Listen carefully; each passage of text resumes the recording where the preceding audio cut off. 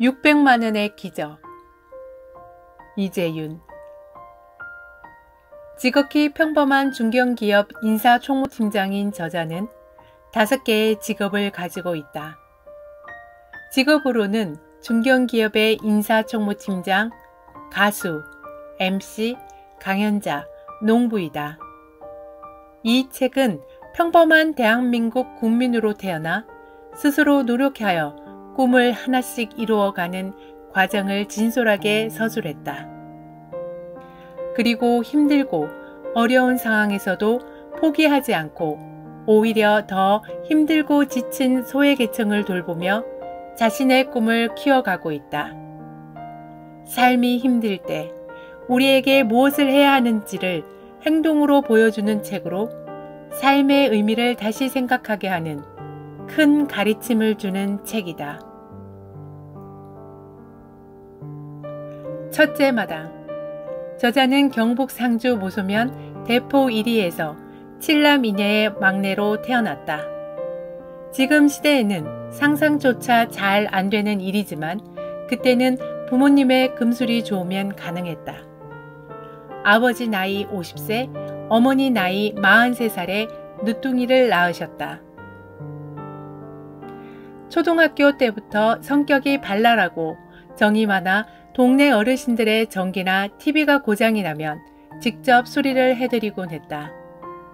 이때부터 누군가를 돕는 것을 일상생활처럼 생각하며 생활했다. 부모님은 남의 땅에 소작을 하셨는데 지주로부터 다음 해부터는 농사를 짓지 말라는 말을 듣고 그 자리에서 아버지와 어머니는 서러움에 북받쳐 눈물을 흘리셨다.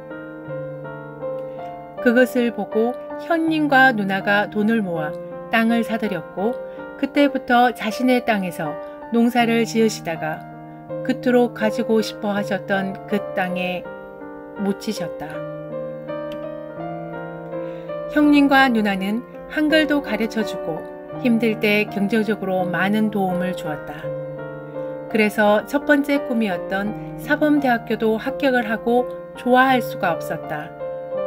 결국 눈물을 흘리며 꿈을 포기하며 방황을 하기도 했다.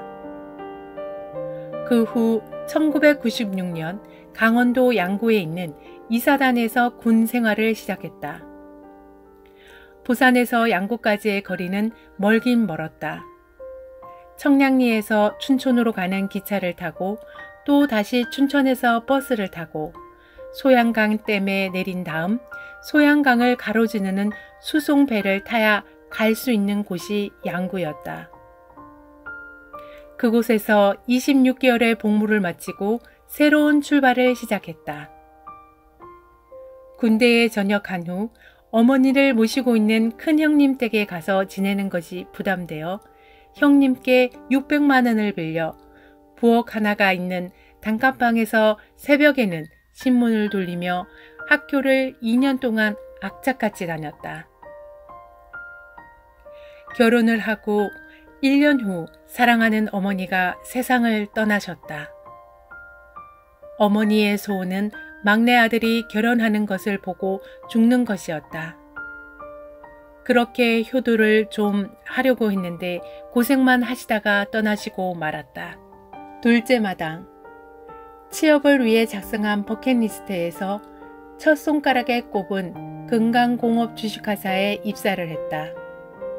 부산 공장에서 회계팀 3년, 진천 공장에서 회계팀 6개월을 근무한 다음 서울 본사로 발령을 받아 특별 정진, 우수 사원으로 선정되어 직원 중에는 최상위 직급인 부장 특진을 했다. 셋째 마당.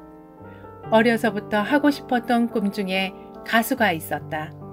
30대 후반의 나이에 마이너스 통장을 개설해 트로트 가수 엄마를 내기 위해 노력해서 40살에 상남자야라는 곡으로 가수를 시작했다. 가수가 되기 위한 미천은 MC를 하며 충당하였다. MC는 버킷리스트 중 하나였다. 교회 행사, 지역 회사의 행사, 동창회 행사, 결혼식 등에서 사회를 보았다. 또한 작곡가, 뮤지컬 배우, 성악가 등 다양한 꿈에 도전을 하였으며 유명 연예인을 만나기도 하고 본인이 직접 출연도 하였다. 넷째 마당. 태어날 때부터 부모님이 농사일을 하셨고 그런 어린 시절을 보내다 보니 군대에서, 회사에서, 그리고 땅을 무료로 400평 임대받아 농사를 지었다. 그곳에선 직접 원두막을 만들어 친구, 회사 사람, 아파트 주민 등 다양한 사람들에게 휴식처와 사랑방으로 장소를 제공했다. 다섯째 마당. 자취를 시작하고 직장을 다니면서 열심히 돈을 모아 형님에게 빌렸던 600만 원을 갚고 단칸방에서 조금 더 큰 1000만 원짜리 단칸방으로 살림을 늘렸다. 이렇게 저축을 해서 21평 아파트로 전세를 들어갔는데 전세금이 폭등하여 이사를 해야 하는 절박한 상황에서 아파트 특별 분양에 당첨이 되어 지금의 아파트를 구입했다. 그리고 자그마한 세컨드 하우스도 장만했다. 여섯째 마당. 교도소를 찾아가서 노래를 부르고 생명의 전화 자살 예방 홍보대사를 재능 기부를 하며 독거노인을 위한 쌀 나눔 등 많은 일들을 하여 안양시로부터 사회봉사상 수상을 했다. 일곱째 마당. 어머니께서 음식 솜씨가 있다 보니 다른 집에 가서 밥을 먹는 것을 꺼렸을 정도였다. 요리를 하는 것이 즐겁고 요리를 통해 대화를 나눌 수 있는 것이 좋다. 아내에게도 전수해 줄 정도로 요리는 자신이 있다. 여덟째 마당. 많은 도전을 하여 중학교 시절에는 학생회장이 되었고 군 복무 시절에는 군종병이 되는 등 본인이 하고 싶었던 것을 조금씩 이루어가며 성장해 갔다. 아홉째 마당. 직장일이라면 누구나 회사에서 인정을 받고 싶어 한다. 그렇다면 업무를 독점하지 말고 후임을 양성해야 한다. 아직도 나는 무명 가수다. 길거리를 지나가도 식당에서 밥을 먹어도 알아보지 못한다. 하지만 내 노래를 들어주는 사람들 앞에서 스토리를 가지고 노래를 불러보고 싶다. 10번째 마당. 부모님으로부터 단 1원도 물려받지 않고 무일푼으로 사회생활을 시작했다. 꿈은 나에게 원동력이고 희망이다. 희망의 끈을 놓지 않으면 누구나 꿈을 이룰 수 있다고 생각한다. 현실을 비관하지 말자. 현실은 절대 바뀌지 않으며 자기 스스로 운명을 헤쳐나가지 않으면 또 다른 비관의 현실을 만나게 된다. 열정과 성실한 마음을 가지고 일을 하면 반드시 꿈이 이룰 수 있다고 믿어 의심치 않는다. 오늘 지금부터 생각만 하지 말고 구체적인 행동으로 옮겨 꿈에 도전하기 바란다. 저자는 우리 사회에서 흔히 볼 수 있는 40대 중반의 보통 사람이다. 하지만 어릴 때부터 경제적인 어려움이 있어도 누구를 원망하기보다는 스스로의 삶을 개척하기 위해 노력했고 성실하게 일을 해서 인정을 받으며 주위의 어려운 사람들을 보면 외면보다는 보살피는 마음을 갖고 자신의 주체적인 삶을 살아가고 있다.